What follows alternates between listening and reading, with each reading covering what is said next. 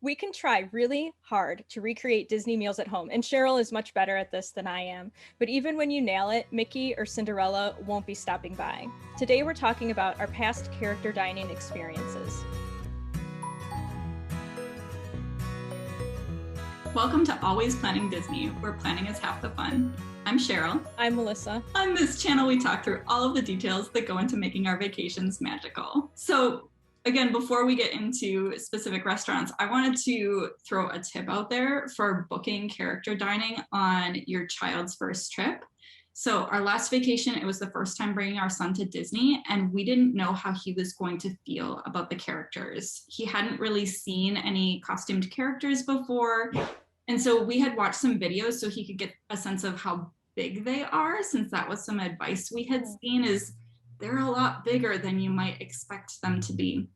But another thing we did, just in case, was we booked our character meal a little bit into our trip, so that if we brought him to a character meet and greet, just a regular one in the park, and it turned out he was absolutely terrified of the characters, we still had that 24-hour window to be able to cancel our character meal. So I just wanted to make sure that we didn't wind up paying for an expensive character meal that he would just cry his way through. So just throwing a tip out there for all those parents who might not be sure how your child is going to respond to these characters. And that's a great tip to keep in mind. I have one child who, when she was younger, did not care for any sort of costume character at all. And my son is fine with costumed characters, but doesn't like them too much because they can't talk back to him. Like, he can't have a conversation with them. Yeah. So he prefers princesses or anything without a giant head on top. And character meals are expensive, so that's important to keep in mind. You don't want to spend all that money and have a disappointing experience. Absolutely. So what character meals have you enjoyed in the past? So one of the ones that we have done a few times actually is it's in Epcot, and I don't know how you pronounce it properly. Akershus? I don't know. It's the Royal Banquet Hall. I've heard it a few different ways, to be honest. Okay. Let's just call it the Royal Banquet Hall because that I can pull off successfully. This is a princess meal. You do get to meet 5 or 6 princesses, including one in line. So one of the crowd control things they do is they have you meet a princess in sort of like a waiting area. And when we were there, it was Belle, I think both times. Belle in her lovely large yellow dress. I remember when my daughter was 5, the first time we went here, she was just so impressed at the size of the dress. She's like, that's the biggest dress we've seen. And the princesses come around to meet you throughout your meal. And it's actually, you get a lot of princess for the money that you spend eating here. So if you're a princess fan, it's great for that. The setting is a generic castle. It's very castle-y, high ceilings, dark wood, stained glass. I think it's a great alternative to Cinderella's Royal Table because it's cheaper. You get a great princess experience because in addition to meeting them all, part of the way through, they have the kids all line up and they do a princess processional where they walk around the restaurant and they give the kids something like baskets of flowers or ribbons on wands, or they just give them something to hold and do as they parade around. So again, it's a little bit of an extra experience, which is something different than what you get over at Cinderella's. Also, the menu's more adventurous, which I like. I think the menu here is not very kid friendly. It has a standard kid menu with all of the typical fare that you'll see at Disney. But this meal starts with an appetizer buffet pre-COVID times. I don't know what's going to happen with this in the future. I think they could easily make it a family style appetizer selection at the table, but I'm not sure where it's going to go. But the buffet is huge and it has all things Nordic and not. There's lots of smoked and pickled items, fish, meats, cheeses, salads, pickled vegetables, fruit. There's a lot of things that you can't identify, but they are all good. However, if you take a child up to this buffet, even though it's a melon, they might be a little freaked out that it's 6 inches from some, like pickly fish item, but I love this buffet. I could easily eat from it as a lunch or a snack on its own and be pleased. It's a big hit for me. I don't know about children, and I think that might be a common complaint among people who eat here, is that it is a little bit weird. The rest of the menu, even though it's a fixed price experience, it is a la carte ordering with slightly Scandinavian options. I always get the Norwegian meatballs. They are so good. And then there's also some, I guess, regular food as well, like steak or some sort of roasted chicken. It's always high quality. The dessert comes out as a shareable plate of things that vary from safe to I have no idea what this is, but I'm going to eat it anyway. It's usually three things in a variety of weirdness. I've liked them all. Weird is the theme here. It's good to know before you go into it. One time we went here and Jack cried throughout the entire meal. And what a painful way to spend like $250 on a lunch, to have one of your children cry the entire time. So we have not gone back since then. I would possibly do it again, potentially without kids. This would be an okay adult experience for me, but I don't think it's going to make the list of where we go next time. I've enjoyed it, but we did it. We've done it a few times. I'm good. Okay, that's great to hear because I have considered, I'm really the only princess person in my family, and I would love to go and meet some princesses. So maybe I'll do that as an adult. Maybe I'll do it by myself. Maybe when you and I take a trip together someday, we can go and meet some princesses. It would be money well spent because we would enjoy it at least. We would. I mean, we'd have to go and get you a tiara so that we can both wear them, but I don't have one yet. All right, so last trip we went to Tusker House in Animal Kingdom for our character meal. And we were really excited about this one. We had never been there before, but had heard some really good reviews of it. We found that in terms of sort of ambiance there, it was pretty crowded. We felt like we were packed in tight, and just there are lots of big rooms in there. So it felt kind of loud and chaotic and a little bit hard to get around, like you were sort of shuffling around other people's tables, which with a buffet experience, you're getting up and down a lot. So that's a little bit challenging. But that was probably our only complaints about Tusker House. We otherwise really enjoyed it. We managed to make one of those reservations where you go to a buffet and get both the breakfast and the lunch, because you get there at just the right time that you can catch their changeovers. So we managed to get one of those reservations, and both of those menus were great. We really enjoyed them. It was some African inspired foods, but still plenty of those Disney standbys. So no worries for picky eaters. There was plenty to eat, but I think you'd be missing out on some really tasty food if you didn't go for some of the things that might be more adventurous for American palates. Our son's favorite were the Fruit Loops and the Simba waffles. So, I mean, he had never had Fruit Loops before, and so that was a very special experience for him. But they also have a version of the Cheshire Cat tail that you can get in the Magic Kingdom.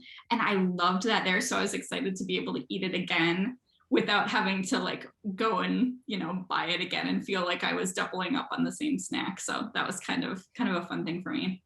We had lots of great Fab Five character interactions. They have their little safari outfits, so that's cute. We did think from some description we had read in advance that there was going to be a PhotoPass photographer at this location, but there was not. So I'm not sure where that breakdown was. I don't know if they maybe had them sometimes and not other times, but there wasn't one, and we had hoped that there would be. But we did find that overall it was a great experience, and it was pretty reasonable pricing for character dining. It was less expensive than a lot of other places on property. That is good to know, because character dining is really expensive. And one of the really expensive character dining experiences we have done twice now is Be Our Guest in Magic Kingdom. This is the only place where you can meet the Beast. And we went here on our most recent trip, which is when they had switched to a fixed price menu. It's still, you get to choose. It's not family style. You get to order off of a menu, but you're given 3 courses for a flat rate price. And the time we went before that, it was different. It was individually priced items on the menu. And with that model, it was much more affordable. Sure. However, we returned because we liked meeting the Beast so much that it was worth a return visit for us. And that sounds, when I say that out loud now, it sounds a little insane that we'd be willing to spend that much money to meet the Beast, but it's the only place you get to meet him. It's his castle, and this is some of the best Disney theming at work. It's straight out of the movie. There's 3 separate rooms. There's the West Wing, which we were seated in once. The West Wing is the best place. I was terrified when they put us there the first time because I thought it would scare my youngest, but it was okay. There's also the library where we have also been, and the ballroom, which I have heard is not the best place to be. It is loud, and really there's a lot of people that walk through because it's just in the center of everything. And I know every time I cut through it, I'm thinking to myself, I don't know if I'd want to eat here with people like me constantly walking through. But the theming is great. You are right in the movie, and we love it for that. The food is standard high-end American, chicken, steak, some sort of pasta, seafood, a fancy salad, whatever. Those are the options. And it's not as good as it should be. I think that people go there for the atmosphere and they expect food to be good, but I think Disney knows that if it's a little less than top notch, people will still go there. And it's true. And I think that's what you're getting here. The food's medium overall. There's nothing to complain about. It's just a shame that it couldn't be even better for what it is. Now that's the dinner. The dessert is awesome. The dessert comes out as a trio of whatever they're making at that moment. And there will always be the gray stuff as part of that. When we were there, it was a white chocolate chip teacup filled with the gray stuff. We have had it on cookies. We've had it on cupcakes. If you're looking for the gray stuff, you don't necessarily have to go to Be Our Guest. You can get it at Gaston's Tavern. It's currently on a cupcake. It's much better on a cookie. For the character experience, the Beast comes through about every 20 minutes to wave at you. He's not going to stop at your table. You do get to meet him one-on-one when you're done eating. And it's interesting because the Beast is somehow incredibly charming, given that it's just a giant beast suit. I don't know how the cast members inside pull it off, but they do. He kind of bows to you and he will take your hand to lead you to where the picture is. And it's the magic of Disney that they're able to make this happen. We have gone here twice. I think it's very expensive. I really enjoy being inside, but I don't know if I would do it again just based on the price. I think this is a good one and done, just based on price and quality. Experience is great. You have to go there to experience the Beast Castle and meet the Beast. It's the only way that you will. But once you do it, I think you're good. And we probably will not be returning, at least not anytime soon. All right, so next trip, I'm thinking we are going to do character dining again. Even though our son was like kind of too shy for really substantial character interactions, he still talks about having breakfast with Donald all the time. So it's clearly something that made an impact on him. So we'll go again. But I would like to try a new character meal next trip. And I'll say we would love to try Garden Grill since it's supposed to be sort of a hidden gem in terms of character dining. But unfortunately, Donald isn't there. And Donald is our son's number one. Like, he absolutely loves Donald. He's got the stuffed animal, he's got the shirts, all that stuff. So I think with that in mind, I think we'll go for Topolino's Terrace, because all of the characters are in artist costumes. That's super cute. And Donald is a sculptor, and my husband is also a sculptor. So that's kind of perfection. I love that. Mm-hmm. We'd also love an excuse to check out the Riviera without staying there. So I think that would be fun to just, I don't know if I'll manage to get over there if I don't have a dining reservation. So it would be really nice to go over there for their character meal and then kind of poke around and enjoy the resort a little bit. So that's what I'm thinking for next trip. Are you going to do any character dining next time? So character meals are a lot of money for our family. My oldest doesn't like meeting characters, and my youngest doesn't eat that much food. So if we're going to do character dining, it needs to be something that will be as worth it to all of us as possible. And so Topolino's Terrace was also on my list, mostly because I wanted to go to the Riviera, and it looks beautiful there. The food looks great. I believe I read there was a dress code, and I said, oh, maybe not for us, because we'd likely be coming off a day at a park and wouldn't want to stop to try to look like we hadn't spent all day at a park. And so next on the list is actually Garden Grill, because AJ from Disney Food Blog raves about it, and I really trust that channel and that content. Yes. And I love living with the land, and so I think that the tie-in between it all would work well for us. Maybe. I know the food would be a hit with my kids, so that solves the problem of Jack not wanting to eat anything. I really have to think about it. I'll have to see what the cost is, and also, as we've mentioned before, there's so many great options at Epcot. It's difficult to pick a place because you feel like you're missing out on others. So I'm still up in the air if we're going to do character dining or not. If we do, I think it's going to be Garden Grill. Thanks so much for tuning in. Let us know in the comments what your favorite character meals are. And remember to like and subscribe to plan along with us.